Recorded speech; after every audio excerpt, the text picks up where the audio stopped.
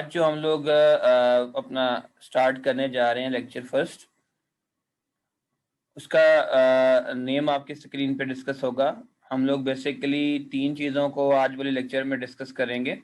पहला हम देखेंगे कि डेटा की फॉर्मेट्स कितनी होते हैं। सेकंड हम चीज़ डिस्कस करेंगे इसकी क्लासिफिकेशन के ऊपर हम बात करेंगे, ठीक है।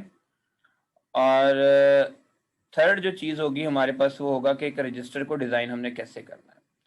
तो कंपैरेटिवली ये 3 चीज़ें हम लोग डिस्कस करेंगे कि डेटा फॉर्मेट्स, डेटा के कितने फॉर्मेट्स होते हैं, क्लासिफिकेशन कितनी है डेटा की, उनको किस बेस पे कैरेक्टराइज या कैटेगराइज किया है, और रजिस्टर को डिज़ाइन कैसे किया जाता है, ठीक है। सो बारी बारी हम लोग जिन चीज़ों को डिस्कस करेंगे।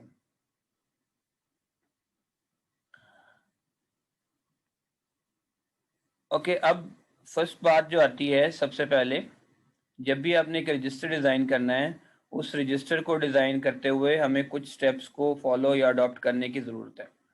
यानी कि आर्किटेक्चर, हम भी जब भी बात करते हैं कि आर्किटेक्चर से क्या मुराद है, आर्किटेक्चर से मुराद स्ट्रक्चर होता है कि उसका उस पर्टिकुलर रजिस्टर का स्ट्रक्चर या डिज़ाइन आपने कैसे करना है।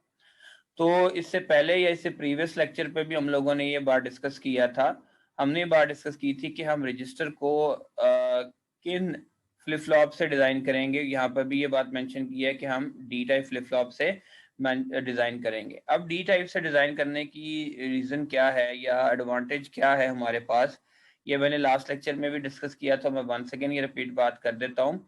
डी टाइप से रजिस्टर को डिज़ाइन करना जो है वो कंपैरेटिवली आसान होता है। यहाँ पे भी ये बात मेंशन की गई है, simpler to design as D type flip flop. इसकी वजह क्या है कि जो डी टाइप फ्लिप फ्लॉप की इनपुट पे होगा वही इसकी आउटपुट पे होगा। मसलन अगर हम बात करते हैं कि इसकी इनपुट के ऊपर 0 है, तो डेफिनेटली इसकी आउटपुट के ऊपर क्या पड़ा होगा, 1 पड़ा होगा।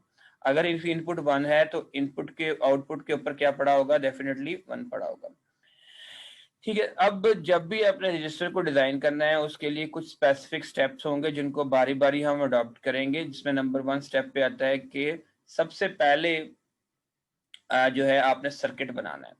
सर्किट बनाने से पहले आपको ये पता होना चाहिए कि आपने कितनी नंबर ऑफ बिट्स को स्टोर करना है। और लास्ट वाले लेक्चर में हम लोगों ने ये बात की थी कि जितनी हमें नंबर ऑफ बिट्स चाहिए, मसलन अगर हमारे पास n नंबर ऑफ बिट्स चाहिए, अगर हम बात करते हैं कि हमें n नंबर ऑफ बिट्स चाहिए, तो हमें कितने फ्लिप फ्लॉप चाहिए होंगे, डेफिनेटली हमें n number of flip flop चाहिए होंगे। ये बात हम लोगों ने डिस्कस की थी, ठीक है। फिर हमने ये भी बात डिस्कस की थी कि अगर हमारे पास n number of bit data है, तो उस n number of bit data को स्टोर करने के लिए हमें कितने फ्लिप फ्लॉप चाहिए होंगे, n चाहिए होंगे। n कोई भी नंबर हो सकता है। और फिर हमने लास्ट टाइम ये भी बात डिस्कस की थी कि रजिस्टर्स क्या है, कॉम्बिनेशन ऑफ फ्लिप फ्लॉप है। अगर आपको n number of bit store करवानी है तो you need n number of registers, ठीक है। ये बात हम लोगों ने लास्ट टाइम डिस्कस की थी। अब फर्स्ट कर ले, अगर आपने 4 बिट डेटा को स्टोर करवाना है, तो 4 बिट डेटा के लिए हमें कितनी बिट्स चाहिए होंगी, फ्लिप फ्लॉप चाहिए होंगे, डेफिनेटली हमें 4 चाहिए होंगे, ठीक है। अब सबसे पहले आपने उन फ्लिप फ्लॉप के लिए 4 नंबर ऑफ बिट्स है, तो उनके लिए आपने सबसे पहले क्या करना है, सर्किट डिजाइन कर लेना है। एंड देन उसके बाद ट्रूथ टेबल आता है, एंड लास्ट पे जो है हम लोग देखेंगे उसकी टाइमिंग डायग्राम।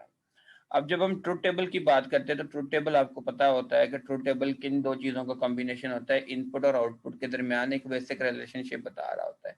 तो इसमें हम देखेंगे डेटा इनपुट्स देखेंगे, उसके लिहाज से हम डेटा आउटपुट्स को देखेंगे, और फिर हम लास्ट स्टेप में अपनी टाइमिंग डायग्राम बनाएंगे। अब थोड़ा सा कंफ्यूजिंग बच्चों के लिए क्या होता है, बच्चे इस चीज़ को थोड़ा सा कंफ्यूज करते हैं कि टाइमिंग डायग्राम से क्या मुराद है। तो अगली स्लाइड पे मैं आप लोगों को एक स्क्वायर वेव बताऊंगा, ठीक है। उससे आप बड़े इजीली ये चीज़ समझ जाएंगे कि टाइमिंग डायग्राम क्या होती है, टाइमिंग डायग्राम को कैसे इस्तेमाल करते हैं, वगैरह वगैरह, ठीक है।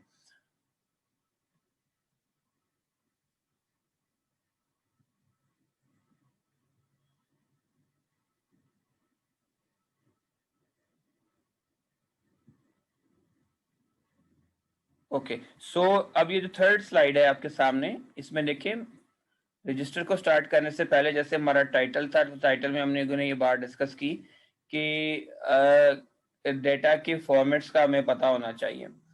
जब भी हम बात करते हैं डेटा फॉर्मेट्स की बात करते हैं, तो या क्लासिफिकेशन बात करते हैं रजिस्टर्स के बारे में, तो हम ये जानते हैं कि डेटा की दो टाइप्स होती है, या तो डेटा आपका क्या हो सकता है, सीरियल हो सकता है, या फिर आपका पैरेलल हो सकता है। अब ये डिपेंड करता है उस ऑपरेशन के ऊपर कि आप क्या डेटा रजिस्टर में सीरियल वे में पुटअप कर रहे हैं या पैरेलल में कर रहे हैं। और इसी बेस के ऊपर हमने लास्ट टाइम ये भी बात डिस्कस की थी, हमने ये बात डिस्कस की थी कि serial in, serial out, serial in, parallel out and वगैरह वगैरह, चार हम लोगों ने टाइप्स डिस्कस की थी। अब जब भी हमने डेटा फॉर्मेट्स की बात करनी है, हमने रजिस्टर के लिए या तो सीरियल रजिस्टर की सीरियल डेटा की बात करेंगे या फिर हम पैरेलल की बात करेंगे। अब डेटा रजिस्टर को क्लासिफाई कैसे किया जाता है, रजिस्टर को क्लासिफाई किया जाता है उनकी इनपुट के ऊपर या आउटपुट पर किए गए ऑपरेशन की बेस के ऊपर। मसलन सपोज कर लें कि हम एक रजिस्टर डिजाइन करना चाहते हैं और उस रजिस्टर में हमने 4 बिट डेटा को स्टोर करवाना है, 4 बिट डेटा को स्टोर करवाना है, या वो सीरियल वे में हो सकता है या वो पैरेलल वे में हो सकता है। अब सबसे इंपॉर्टेंट बात ये है कि जब भी आपने सीरियल डेटा को स्टोर करवाना है, तो सीरियल डेटा को स्टोर करवाने के लिए सीरियल रजिस्टर के अंदर जो उसकी आइडेंटिफिकेशन है उसके लिए आपको यू एरो नजर आएगा, ठीक है, फॉर सीरियल रजिस्टर्स, ठीक है।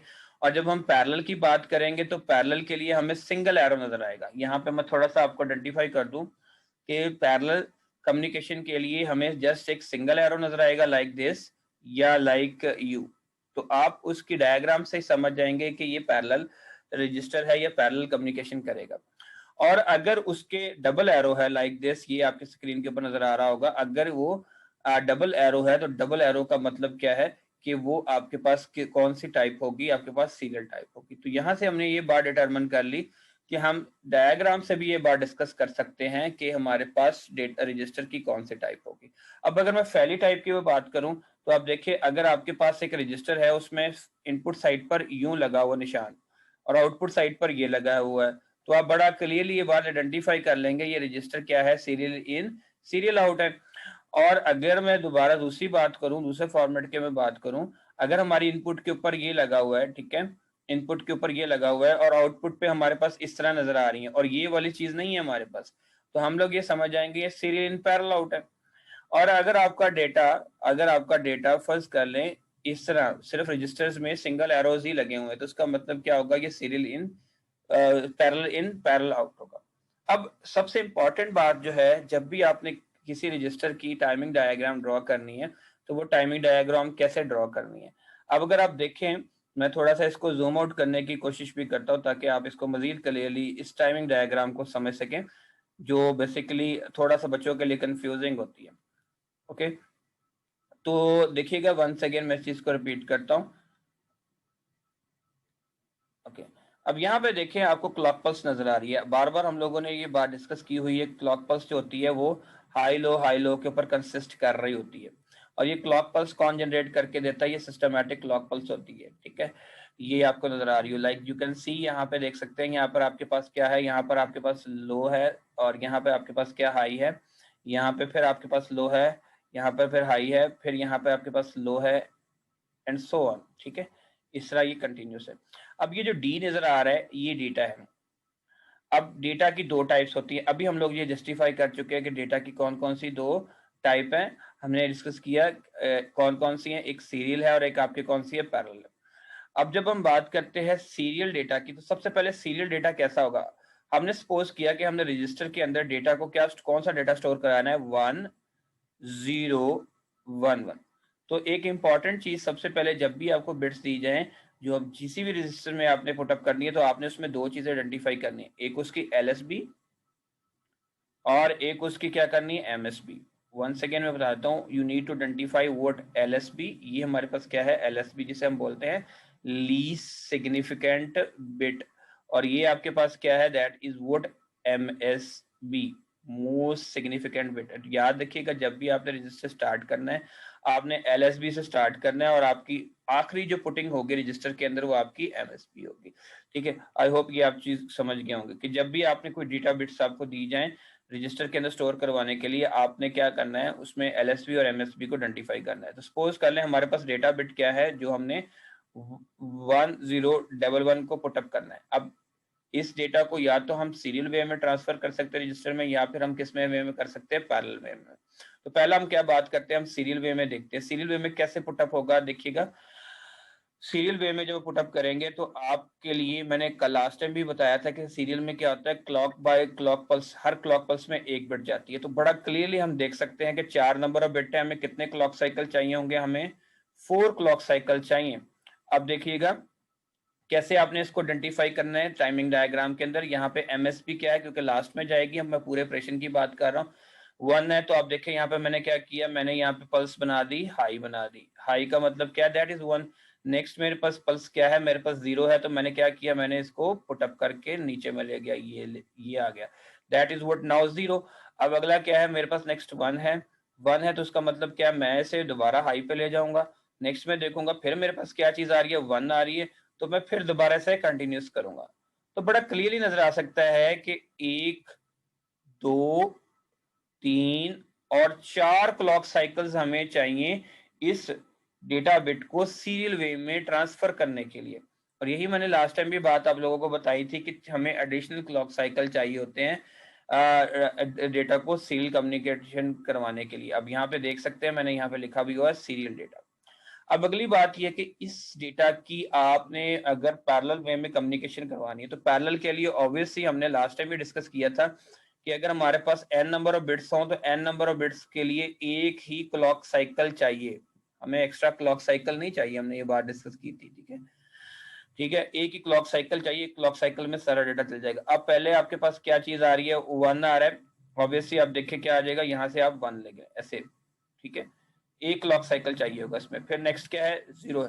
अब ये बड़ी इंपॉर्टेंट बात है, बच्चों को थोड़ा सा कंफ्यूज करती है। अगर आपने ये देखे डेटा बिट बनाई है यहाँ पे D3, तो मैं अगर इसके मिडल से ले रहा हूँ लाइन तो दैट इज 1। अगर मैं D2 की बात करता हूँ, डेटा बिट 2, तो इसके मैं बॉटम से ले रहा हूँ फॉर रिप्रेजेंटिंग व्हाट, मैं 0 को रिप्रेजेंट करने के लिए। नेक्स्ट मेरे पास 1 है तो 1 को भी मैं बॉटम मिडिल से ले रहा हूँ। यानी मसलन क्या है कि थोड़ा सा हमने एलेबोरेट करने के लिए चीज एक्सप्लेन की है कि अगर हमारे पास 1 आएगा तो 1 को हमने डेटा बिट की सेंटर से लाइन से रिप्रेजेंट करना है। अगर मेरे पास 0 आएगा तो मैंने डेटा बिट लिख ली, D0 वगैरह वगैरह। ठीक है, और मैं कहाँ से रिप्रेजेंट करूंगा, मैं बॉटम से। बस बिल्कुल उसी तरह जिस तरह हम लोग कहते होते हैं हाई और लो की बात करते हैं। ठीक है, ये बात हम लोग डिस्कस करते हैं। तो यहाँ पर देखिए कि अगर मैं थोड़ा सा आपको एलेबोरेट करूं यहाँ पर, तो एक क्लॉक साइकिल नजर आ रहा है आपको, ये टोटल अगर मैं लॉ ड्रॉ करूं, okay, you can see data क्या आपके पास आ रहा है, आपके पास 1, 0, 1 एंड 1। ये 4 की 4 बिट्स जो है वो एक क्लॉक साइकिल के अंदर आपके जो है वो ट्रांसफर हो जाएंगे। सो ये थोड़ा सा रिप्रेजेंटेशन है, और यहाँ पर मेंशन भी किया गया है पैरेलल डेटा कम्युनिकेशन, और यहाँ पर लिखा भी होगा कि मिडिल लाइन से आप जो ड्रॉ करें, लेट्स सपोज मैंने यहाँ पर लिखा है D1, मैंने लिखा है। अगर मेरे पास D1 जो है उसकी बिट मेरे पास क्या है, मेरे पास D1 की जो बिट है मेरे पास हाई है, तो मैं क्या करूंगा, मैं मिडिल से लाइन ले लेता हूँ। अब एक बच्चा कहता है सर मेरे पास अगर D1 की वैल्यू 0 है तो मैं क्या करूंगा, मैं इसको लाइक यू ले जाऊंगा। और आप देख सकते हैं तो ये मेरे पास 0 एंड 1 हो गया। तो इस तरह कोई भी आपको डेटा दे दिया जाए तो आप उस डेटा को क्या कर सकते हैं, सीरियल और पैरेलल के लिहाज से ड्रॉ कर सकते हैं। This is called timing diagram. ठीक है, आई होप ये आपको सबको आसान लगी होगी।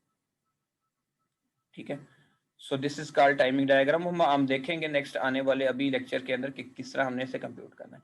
फिर एक इंपॉर्टेंट बात कि जो सीरियल कम्युनिकेशन होती है बिट्स की, उसे हम टेम्पोरल कोड का नाम भी देते हैं, थोड़े से टेक्निकल टर्म्स हैं।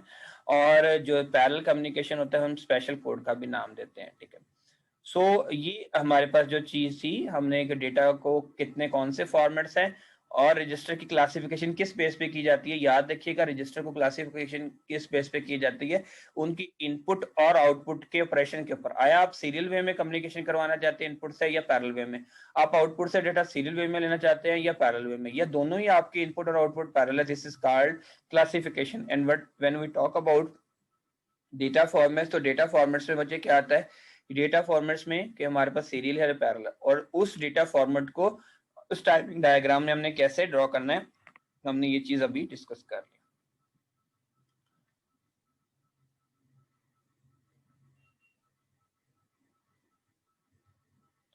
ओके जी, सो सबसे पहला रजिस्टर जो हम लोग डिजाइन करने जा रहे हैं, जो सादा तरीन रजिस्टर है। अब हम रजिस्टर डिजाइनिंग के साइड पर आते हैं। ठीक है, अनफॉर्चुनेटली मेरी एक स्लाइड शायद रह गई है। ओके ओके, यहाँ पर अब हम जब बात करते हैं, अभी हमने डिस्कस किया था कि जो हम बात करते हैं डेटा की क्लासिफिकेशन या रजिस्टर की क्लासिफिकेशन की बात करते हैं, तो उस क्लासिफिकेशन के बेस पे हमने रजिस्टर को 4 कैटेगरी में डिवाइड किया। लास्ट टाइम भी हम लोगों ने देखा था, पहली कौन सी थी, सीरियल इन सीरियल आउट। आप देख सकते हैं कि यहाँ पर एरो की निशानी हम आइडेंटिफाई कर रहे हैं कि ये किस किस्म का रजिस्टर होगा, ये सीरियल इन सीरियल आउट होगा। और मैंने लास्ट टाइम भी बताया था कि serial in serial out register वो वह रजिस्टर है जो बतौर क्या इस्तेमाल होता है, बतौर शिफ्ट के तौर पर इस्तेमाल होता है। और मैंने लास्ट टाइम भी ये बात एलेबोरेट की थी कि शिफ्ट राइट भी होता है आपके, क्या होता है, और आपके लेफ्ट भी होता है। और फिर हमने लास्ट टाइम ये भी बात डिस्कस की थी कि रोटेट से क्या मुराद है। ठीक है, शिफ्ट अलग ऑपरेशन है, रोटेट अलग ऑपरेशन है। रोटेशन में क्या होता है, जो लास्ट बिट होती है वो आपके आखिरी ऑपरेशन पे निकलकर अपेंड होकर वापस आपके बाउंस बैक करती है स्टार्ट पर, या ये वाली पॉसिबिलिटी आपके बन सकती है। ठीक है, ये दो ही पॉसिबिलिटी हमने लास्ट टाइम भी डिस्कस की थी। अब अगला जो रजिस्टर आपको नजर आ रहा है उसका नाम, अगर उसकी डायग्राम ही देखें तो डेटा सीरियल वे में इनपुट होगा और आपके डेटा पैरेलल वे में लीव होगा। ठीक है, यू कैन सी, तो इसका नाम क्या है, सीपो। And parallel in serial out में क्या होगा, डेटा पैरेलली यहाँ से देखें इनपुट होगा। You can see over here single arrow नजर आ रहे हैं, यहाँ पे आप देखिए दीज आर सिंगल एरो। अगर ये सिंगल एरो है तो इसका मतलब क्या है, डेटा सीरियल पैरेलल वे में इनपुट होगा और सीरियल वेज में लीव करेगा। मसलन एक क्लॉक साइकिल चाहिए 4 नंबर ऑफ बिट को इनपुट होने के लिए, और 4 एडिशनल क्लॉक साइकिल हमें चाहिए होंगे डेटा बिट बाय बिट इसको रिट्रीव करने के लिए। ठीक है, नेक्स्ट हमारे पास क्या है, पैरेलल इन पैरेलल आउट। जब हम पैरेलल इस रजिस्टर की हमने बात की थी तो हमने कहा था कि ये वह रजिस्टर है जो बेसिकली इस्तेमाल किया जाता है स्टोर के लिए। ठीक है, this is the only register that is use for only store. हमने बात की थी कि शिफ्टिंग और स्टोरिंग ये दो वाहद ऐसी दो एप्लीकेशन है जिनकी बिना पर हम लोगों ने रजिस्टर को डिजाइन किया। अब पैरेलल इन पैरेलल आउट के अंदर हमने क्या देखा है कि एक ही क्लॉक साइकिल चाहिए इनपुट के लिए और उसी क्लॉक साइकिल में आपके डेटा सारे का सारा रिट्रीव हो जाएगा आउटपुट साइड से। मसलन बात क्या है, अगर 4 नंबर ऑफ बिट्स है तो 4 नंबर ऑफ बिट को ट्रांसफर करने के लिए, लोड करने के लिए या स्टोर करने के लिए या ट्रांसफर करने के लिए हमें एक क्लॉक साइकिल ही चाहिए होगा।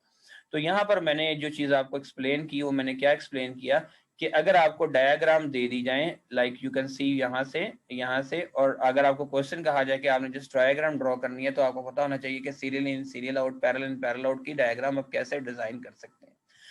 फिर नीचे मैंने ये भी बात मेंशन की है, क्लासिफिकेशन रजिस्टर की दो बेसिस पे ये, शिफ्टिंग के लिए और स्टोरेज के लिए। शिफ्टिंग के लिए कौन सा रजिस्टर इस्तेमाल होता है, पर्टिकुलरली आपका ये वाला, और स्टोरिंग के लिए आपका कौन सा इस्तेमाल होता है, ये वाला। बाकी जो है वो इनका मिक्सचर है, सीरियल इन पैरेलल आउट और पैरेलल इन सीरियल आउट वगैरह वगैरह। ठीक है, आई होप ये इतने डिफिकल्ट